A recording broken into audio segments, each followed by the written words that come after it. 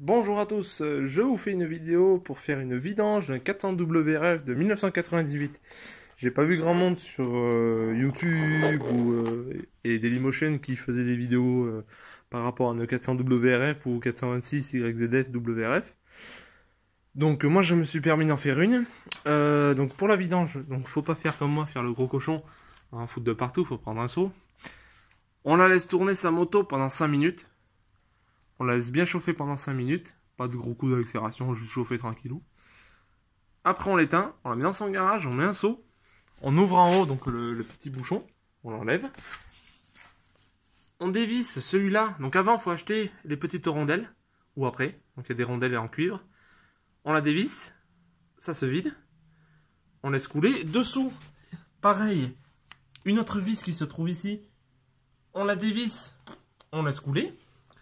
Après on enlève, donc on retire le collecteur là avec les deux vis, là, et on le lève, juste on le lève.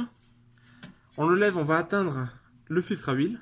On démonte les deux clés de 8 plus la BTR de 8. On enlève, on va sortir le filtre à huile, on change notre filtre à huile. On remonte tout ça bien propre avec les joints. Et ensuite nous avons la crépine pour les 400 WRF qui est spéciale. Une crépine qui est dans ce tuyau. Donc on dévisse là et ici. Et en dévissant, nous allons avoir une crépine qu'il faut soit changer, soit souffler un petit coup et passer à l'essence. Une fois que tout cela est fait, on remet tous nos joints et nos rondelles de cuivre.